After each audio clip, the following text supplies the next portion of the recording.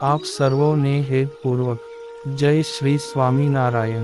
આજની સત્સંગ કથા વાર્તા નિજ મંદિર સાવરકુંડલા। આજની સત્સંગ કથા વાર્તા શ્રી હરિચરિત્ર ચિંતામણી ભાગ 1 સોરઠની ચરિત્ર કથા ભાગ 47। ગઈ કાલે આપને શ્રી હરિના દિવ્ય ચરિત્રો સાંભળ્યા। હવે તેમના આગળના ચરિત્રો ખૂબ જ હેતપૂર્વક સાંભળશું। ગઈ કાલે આપને ગામ મેઘપુરની ચરિત્ર કથા સાંભળી। હવે આગળની કથા સાંભળીએ। ગામ શેરગઢના મૂળજી લુહાણા પૂર્વ જન્મના જીવ સારા હતા, પણ આ જન્મમાં ચોરની સોબત થવાથી ચોરીનું કામ કરવા શીખેલ। તેથી તે કામમાં મોવડી થયા હતા। તે તેની નજરે જે કંઈ વસ્તુ પદાર્થ ચડે તેને લઈને જ રહે। તેમ કરતા એકવાર તેને શ્રીજી મહારાજના દર્શન થયા અને તેમની વાતો સાંભળી। પછી શ્રીજી મહારાજ પાસે વર્તમાન લીધા ને મહારાજે તેને એક હરિભક્તને ઘેર રોટલા જમવા મોકલ્યા। તે જમતા જમતા તેના ઘરમાં ઘરેણાનો ડાબલો પડેલો તે જોઈ રાખ્યો ને જમીને રજા લઈને ચાલ્યા। પછી રાત્રે તે હરિભગતની ઘેરેથી ઘરેણાનો ડાબલો ચોરી ગયા અને ચાલતા ચાલતા 8 ગાંવ સુધી ગયા। ત્યાં શ્રીજી મહારાજ તેમને સામા મળ્યા ને પૂછ્યું કે આ ઘરેણાનો ડાબલો લેવા સારું તું સત્સંગી થયો હતો? ત્યારે તે શરમાઈ ગયો ને મહારાજને પગે લાગીને કહે, હે મહારાજ, હું ભૂલ્યો, તે તમારા વાંકમાં આવ્યો। પછી શ્રીજી મહારાજે કહ્યું, હવે તે ડાબલો જેનો હોય તેને પાછો આપી તેની માફી માંગો। ત્યારે તુરંત જ તે હરિભગતને ઘેર જઈને ઘરેણાનો ડાબલો પાછો આપી તેમની માફી માગી ને પછી શ્રી હરિ પાસે આવી તેમની પણ માફી માગી અને કહ્યું કે હે મહારાજ, હવે મારે તમારી સેવામાં રહેવું છે। ત્યારે શ્રી હરિએ તેને સમાધિ કરાવી અને અક્ષરધામમાં મોકલી પોતાના દિવ્ય રૂપના દર્શન કરાવ્યા અને પછી પોતાની પાસે પાર્ષદ તરીકે રાખ્યા અને તેમની સેવાથી શ્રીજી મહારાજ તેના ઉપર ખૂબ જ પ્રસન્ન હતા। તેથી તે સમાધિ નિષ્ઠ પણ થયા હતા। તે જ્યારે ઈચ્છે ત્યારે બ્રહ્માંડ કે બ્રહ્માંડની બહાર સમાધિ કરીને જાય અને પાછા આવતા। વળી એકવાર શ્રીજી મહારાજ કાઠી દરબારો તથા પાર્ષદોને લઈ ગામ પીપલાણા પધારેલા। ત્યાં નરસિંહ મહેતાને ઘેર ઉતારો કરી રહ્યા હતા ને 2 દિવસ થયા ત્યારે ચાલવાની તૈયારી કરી। તે સમયે સૂર્ય ઉગ્યાનો વખત થયો। તે વખતે શ્રીજી મહારાજે મૂળજી ભક્તને કહ્યું કે આજે તું હથિયાર ધારણ કરીશ નહીં, કારણ કે આજે લોહિયાળ સૂર્ય ઉગ્યો છે, માટે તારે માથે પણ ઘાત છે। ત્યારે મૂળજી ભગતે બધા હથિયાર છોડી નાખ્યા ને એક તલવાર પોતાની પાસે રાખેલી ને પછી ત્યાંથી શ્રીજી મહારાજ ભાડેર જવા નીકળ્યા ને તેમાં મૂળજી ભક્ત આગળ ચાલ્યા ને મેઘપુર આવી ચોરા પાસેથી નીકળ્યા ત્યારે કેટલાક વૈરાગીઓએ શ્રીજી મહારાજની નિંદા કરી। ત્યારે મૂળજી ભક્તે તેમને રોક્યા, પણ તેઓ બોલતા બંધ થયા નહીં। ત્યારે એ વૈરાગીઓ સાથે લડાઈ થઈ ને એક વૈરાગીને તલવારનો ઘા મારી મૂળજી ભક્ત ભાગ્યા ને વૈરાગીઓ તેની પાછળ દોડ્યા। તે અંબાણા નહીં ત્યારે વૈરાગીઓએ કહ્યું કે તું ઊભો રહે, પણ તે ઊભા ના રહ્યા। પછી એક વૈરાગી બોલ્યો, ઊભો રહે, નહીં તો તને સ્વામિનારાયણ ના સમજે। તે સાંભળી મૂળજી ભગત ઊભા રહી ગયા। સહુ ભેગા થયા ત્યારે ભાટે કહ્યું, તું પાછો વળ। પછી સર્વે પાછા ચાલ્યા ને ગામના ચોકમાં આવ્યા ત્યારે પાછળથી એક વૈરાગીએ તેને બરછીનો ઘા માર્યો। તે મૂળજી ભગત મરણ તુલ્ય થઈ હે સ્વામિનારાયણ કહીને નીચે પડી ગયા ને તેમની આંખમાં જીવ રહ્યો। તે વખતે પીપલાણાથી મહારાજ આવ્યા ત્યારે ગામના ભાટ તથા વૈરાગી ભેગા થઈને શ્રી હરિને કહેવા લાગ્યા કે તમારા પાર્ષદ મૂળજીએ અમારા માણસને તલવાર મારી, તેથી તે અડધો કપાઈ ગયો છે. ત્યારે શ્રીજી મહારાજે કહ્યું, અમે તે પાર્ષદને સવારમાં જ ના પાડી હતી કે હથિયાર રાખીશ નહીં, તો પણ તે માન્યો નહીં. વળી તમારું અમારું રાખીને ફરિયાદ કરશો નહીં, અને તમારા વૈરાગીને પાટાપિંડીનું જે કાંઈ ખર્ચ થશે તે અમે આપશું. આમ મહારાજ વાત કરે છે. ત્યારે એક હરિજને શ્રીહરિ પાસે આવીને કહ્યું કે મહારાજ, તમે શું વિષ્ટિ કરો છો? મૂળજી ભગતને તો વૈરાગીએ બરછી મારી, તેને મારી નાખ્યો છે. ત્યારે શ્રીજી મહારાજ કહે, આ ગામમાં અમે 6 મહિના સુધી બ્રાહ્મણોને જમાડ્યા, અને ગામને પણ ઘણીવાર જમાડ્યું, તો પણ મૂળજીને મારી નાખ્યો. પછી સર્વે હરિજનને કહ્યું, તમે સર્વે આજની રાત્રિ અહીં રોકાઓ, ને કાલથી આપણે મેઘપુરનો ત્યાગ કરી દેશું, ને અમારે પણ આજથી આ ગામનું પાણી અગ્રાહ્ય છે. એમ કહી સવારે ચાલી નીકળ્યા. ત્યારે ગામના હરિજન ગામના પાદર સુધી વળાવા આવ્યા. ત્યાં મૂળજીની આંખમાં જીવ રહ્યો હતો. પછી શ્રીજી મહારાજે તેને પૂછ્યું કે તારે જીવવું છે તો જીવાડું. ત્યારે તે કહે, હે મહારાજ, મૃત્યુ સમયે તમારા દર્શન તો ભાગ્યશાળી જીવાત્માને જ થાય. માટે હવે કૃપા કરીને મને તમારા ધામમાં મોકલી આપો. પછી શ્રી હરિએ મૂળજીની માથે હાથ મેલ્યો અને પોતાના ધામમાં મોકલ્યો, ને ત્યાં જ તેમનો અગ્નિ સંસ્કાર કર્યો. ત્યારે ભેગા કાઠી દરબારો હતા. તેમને કહ્યું, હે પ્રભુ, અમે ક્ષત્રિયો સાથે હોવા છતાં આ મૂળજીનો જીવ ગયો, તે તો અમારા માટે કલંક ગણાય. માટે હવે તમે આજ્ઞા આપો તો તે વૈરાગીઓને પાર પાડી દઈએ. ત્યારે શ્રી હરિએ ના પાડી અને કહ્યું કે જે થવાનું હતું તે થયું, ને હવે આપને ભાડેર જવું છે. તેમ કહી ચાલ્યા. તે ભાડેર પહોંચી પાતળભાઈને ત્યાં પધાર્યા, ને ત્યાંથી નીકળીને ગઢપુર આવ્યા. આ બાજુ મેઘપુર માંગ મૂળજીના મૃત્યુ પછી કાંઈ પણ અનાજ પાક્યું નહીં, અને વર્ષો વર્ષ દુષ્કાળ પડવા લાગ્યા. તેથી ઘણા હરિભક્તો ગામ છોડી બીજે રહેવા ગયા. ને શ્રી હરિના સ્વધામ ગમન પછી મેઘપુરના 2 ભાગ ગઢડા આવ્યા. અને ગોપાળાનંદ સ્વામીને તથા નિત્યાનંદ સ્વામીને બહુ જ કરગરીને કહ્યું કે હે સ્વામી, મૂળજી ભગતના મૃત્યુ પછી મેઘપુરમાં એક અનાજનો દાણો પણ પાક્યો નથી, અને પાણીની પણ ખૂબ તંગી છે. તેથી ગામ લોકો ખૂબ જ હેરાન થાય છે. તો હવે આપ ત્યાં પધારી ગામ લોકોનું દુઃખ દૂર કરો.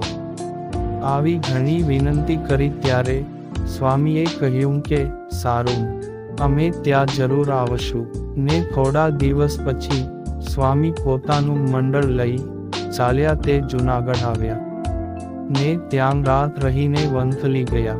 ત્યાં બપોરે જમ્યા પછી થોડો આરામ કરી ને ચાલ્યા. તે મેઘપુર પધાર્યા.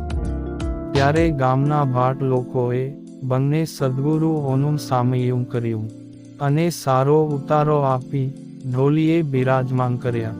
ને પછી સર્વે ગામ લોકોએ આવી સંતોને પ્રણામ કરી પોતાનું વૃત્તાંત સંભળાવ્યું. ત્યારે નિત્યાનંદ સ્વામીએ ગોપાળાનંદ સ્વામીને કહ્યું કે હે સ્વામી, આ ગામમાં તો મને દીક્ષા આપી હતી, એટલે આ ગામ મારી જન્મભૂમિ પણ ગણાય. ને અત્યારે શ્રી હરિએ તમને સત્સંગના મોટેરા કર્યા છે, તો આપ શ્રી હરિને ઠેકાણે છો.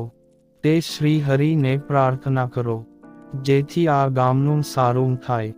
ત્યારે ગોપાળાનંદ સ્વામીએ હરિભક્તોને કહ્યું કે તમે જૂનાગઢ રાધા રમણ દેવને જમીન અર્પણ કરો, અને અહીંના ખેડૂતો આવે તેને રહેવાની વ્યવસ્થા કરાવો, એટલે શ્રી હરિ સૌ સારા વાના કરશે. એ પ્રમાણે ના વચન સાંભળી ભાટ લોકો બોલ્યા, એ ભલે સ્વામી, તમે કહો તેટલી જમીન આપીએ. ત્યારે સ્વામી કહે, તમારી શ્રદ્ધા પ્રમાણે આપો. પછી તેઓએ 60 વીઘા જમીન ખેડૂતોને રહેવા માટે અને મકાન તેમજ મંદિર બનાવવા માટે આપી. તેમાં નારાયણજી ભાઈ સોનીવાળું જે મકાન હતું તેમાં મંદિર કરવાનું નક્કી કરીને જમીનનો લેખ કરી તે ગોપાળાનંદ સ્વામીને અર્પણ કર્યો. ત્યારે સ્વામી બોલ્યા, હવે આ જમીનમાં ખૂબ જ અનાજ પાકશે અને તમારે ગામ લોકોને કોઈ પણ પ્રકારનું દુઃખ રહેશે નહીં. તે સાંભળી ગામધણી ભાટ સર્વે રાજી થયા ને બ્રાહ્મણો પાસે ખૂબ જ સારી રસોઈ કરાવીને સંતો તથા હરિભક્તોને જમાડ્યા. આમ મેદપુરના લોકોનું દુઃખ દૂર કરી સ્વામી ત્યાંથી ચાલ્યા તે માણાવદર પધાર્યા ને સમય જતા મેદપુર માંગ જૂનાગઢના સદ્ગુરુ અક્ષર સ્વરૂપ દાસજીએ મંદિર કરાવ્યું અને જે પીપળા નીચે બેસીને શ્રી હરિ સભા કરતા ને નિત્યાનંદ સ્વામીને દીક્ષા આપી હતી તે ઠેકાણે ગામ વાગોદરના દરબાર ભાણાભાઈએ છત્રી કરાવીને પ્રસાદીના પથ્થર માંગ ચરણારવિંદ કરાવી પધરાવ્યા છે. ગામ ખોરાસામાં એક આહિર ભક્ત રાજાભાઈ કરીને સત્સંગી હતા. તેમને એવું નિયમ હતું કે પોતાના ગામમાં સાધુ આવે ત્યારે પ્રથમ રસોઈ આપવી. તેવામાં એક વાર સંતોનું મંડળ આવ્યું. તે વખતે પોતે ખેતરમાં હતા. તેથી સંતો ચોરામાં ઉતર્યા ને ગામના એક વાણિયા હરિભક્તે આવીને સાધુઓને પ્રણામ કરીને કહ્યું કે હું હમણાં જ રસોઈ માટે સીધું સામાન લાવું છું.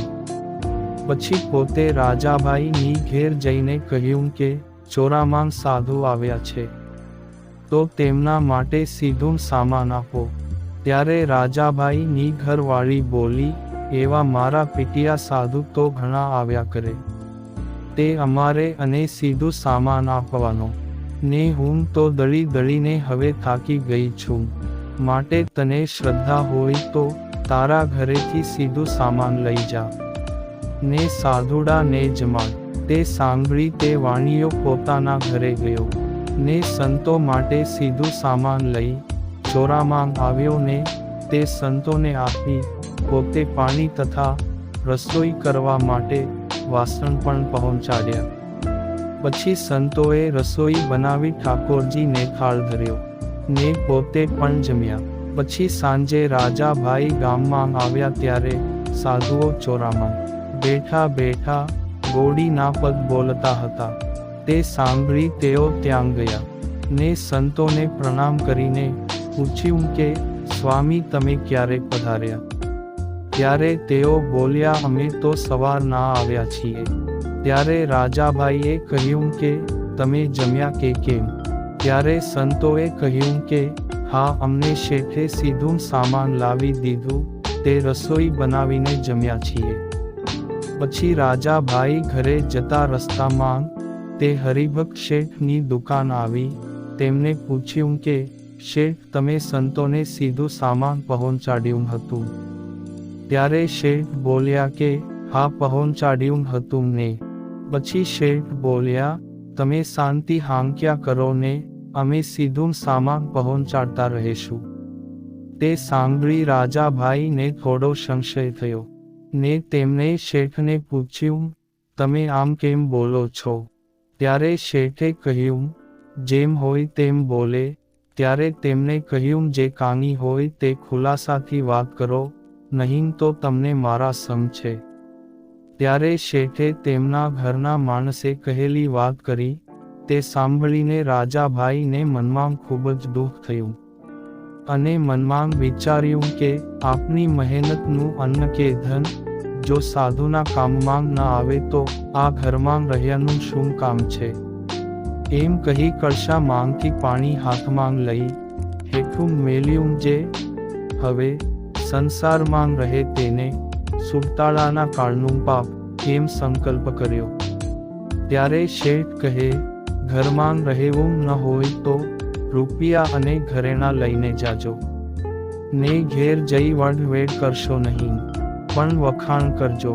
પછી રાજાભાઈ ઘેર આવ્યા ને શાંતિ હેઠું મેલી બળદોને ફરજામાં બાંધ્યા ને તેમને ખડ નાખ્યું. પછી પોતે હાથ મોઢું ધોઈ જમવા બેઠા. ને જમતા જમતા ઘરના માણસના ખૂબ જ વખાણ કરવા લાગ્યા, જે આપના ઘરમાં તમે તો ખૂબ જ અન્નધનનો બચાવ કરવાવાળા છો. ને મારા સાધુઓ આવ્યા તે તમે સીધું પણ ન આપ્યું, તો બીજાને તો શું આપો? માટે તમે ખરેખર મારા હિતે છું છો. એમ વખાણ કરી પોતાનું જે દુઃખ હતું તે છુપાવી લીધું. ને વાળું કરી ને સાધુ પાસે આવ્યા. તેઓ કથા કરતા હતા તે સાંભળી પછી ઘેર જઈ સૂતા. તે સવારે ઉઠીને પોતાની 2 ભેંસો હતી તેમાંથી એક વેચી નાખી. ને મોટા 2 બળદો હતા તે પણ વેચી નાખ્યા. તે રૂપિયા લઈને ઘરે આવતા હતા ત્યારે રસ્તામાં બ્રાહ્મણ મળ્યો. તેને 1 રૂપિયો આપીને કહ્યું કે હું કહું તેમ કરશો. ત્યારે તે બ્રાહ્મણ કહે બોલો. પછી તેમને સમજાવ્યું કે તમારે મારા ઘરે જઈને મારા ઘરના માણસને કહેવાનું કે તમારો ભાઈ બહુ માંદો છે, તે તમને તાત્કાલિક તેડાવ્યા છે. પછી તે બ્રાહ્મણે રાજાભાઈ ના કહેવા પ્રમાણે કર્યું. ને તેમની પાછળ રાજાભાઈ પણ આવ્યા. ત્યારે તેમના ઘરના માણસે બ્રાહ્મણે કહેલી વાત કરી. ત્યારે રાજાભાઈ બોલ્યા, તો હું તેની ખબર લઈ આવું. ત્યારે તેના ઘરના માણસે કહ્યું, ભાઈ તો મારો છે, તો તમારે જઈને શું કામ? ત્યારે રાજાભાઈ કહે, તો તમને જેમ સારું લાગે તેમ કરો. અને જુઓ, તમે જાઓ છો તે રસ્તામાં ચોર લૂંટારા નો ભય હોય, માટે આ જે કાની ઘરેણા વગેરે પહેર્યું છે તે કાઢીને પટારામાં મેલતા જાઓ. અને આ બળદ વેચ્યા તેના પણ રૂપિયા ઘણા આવ્યા છે. તે તમે પાછા આવશો ત્યારે આપને જૂના ઘરેણા ભંગાવીને નવા ઘરેણા બનાવડાવશું. ત્યારે બાઈએ પોતે પહેરેલા ઘરેણા પણ ઉતારી દીધા. ને બાઈ રાજાભાઈની રજા લઈ પોતાની પિયર જવા નીકળી ગઈ. પછી રાજાભાઈ એ ઘઉં દડાવીને સંતોને પાકી રસોઈ આપી જમાડ્યા. તે ત્રીજે દિવસે સાધુ ચાલ્યા ગયા. અને રાજાભાઈ રૂપિયા તથા ઘરેણા લઈ છોકરાઓને ઘર ભળાવીને ચાલી નીકળ્યા. તે ગઢડે આવ્યા ત્યારે શ્રી હરિ લીમ તરુમ નીચે સભા કરીને બેઠા હતા. તેમને જઈ દંડવત પ્રણામ કરી પોતા પાસે ઘરેણા અને રૂપિયા હતા તે શ્રી હરિના ચરણોમાં મૂક્યા. ને કહ્યું, હે પ્રભુ, મારે હવે સંસારમાં રહેવું નથી, તો મને તમારો સાધુ કરો. ત્યારે શ્રી હરિએ કહ્યું, તમારે સાધુ થવું છે કે અમારી આજ્ઞા માનવી છે? ત્યારે રાજાભાઈ બોલ્યા, મારે તો તમે રાજી થાવ એવું કરવું એ જ મહત્વનું છે. પછી શ્રીજી મહારાજ કહે, તો આ ઘરેણા અને રૂપિયાનું સીધું સામાન લાવી સંતો હરિભક્તોને રસોઈ જમાડી દ્યો. ને અમારા પર્વતભાઈના છોકરાઓ નાના છે, તે તેમનું શાંતિ હાંકવા અગતરાય જાવ. ત્યારે તેમણે શ્રી હરિના કહેવા પ્રમાણે કર્યું. અને મહારાજને પ્રણામ કરી અગતરાય ગયા. ને ત્યાં 14 વર્ષ સુધી 1 શેર લોટ ખાઈને ખેતી કરી. ને પછી પર્વતભાઈના દીકરાઓ મોટા થયા ત્યારે શ્રી હરિએ રાજાભાઈને પોતાની પાસે ગઢડા તેડાવ્યા. ને પૂછ્યું કે હવે અમે કહીએ તેમ કરવું છે કે સાધુ થવું છે? ત્યારે રાજાભાઈએ 14 વર્ષ પછી પણ એ જ જવાબ આપ્યો કે હે પ્રભુ, તમે કહો તેમ કરવું છે. અને જો કાચો પોચો હોય તો ગભરાઈ જાય કે પહેલા 14 વર્ષ પર્વતભાઈની ખેતી કરાવી, વળી બીજા કોઈકનું શાંતિ હાંકવા મોકલશે તો? પણ રાજાભાઈ તો ધીરજવાળાને શૂરવીર ભક્ત હતા. તે સંકોચ કર્યા વગર શ્રી હરિની આજ્ઞા પાળવાનું કહ્યું. પછી શ્રી હરિએ રાજી થઈને કહ્યું કે રાજા ભાઈ, તમે તો અમારા ખરા ભક્ત છો, માટે આજથી 2 દિવસ પછી તમારી આયુષ્ય પૂરી થાય છે તો અમે તમને અક્ષરધામમાં લઈ જશું. ને તેમને પોતાનું ધામ આપ્યું. આમ આજે 2 શૂરવીર ભક્ત મૂળજીભાઈ અને રાજાભાઈની પ્રસંગ કથા સાંભળી ને આગળની કથા આપણે હવે પછીના ભાગમાં સાંભળશું. અત્યારે આપ સર્વોને ભાવથી જય શ્રી સ્વામિનારાયણ.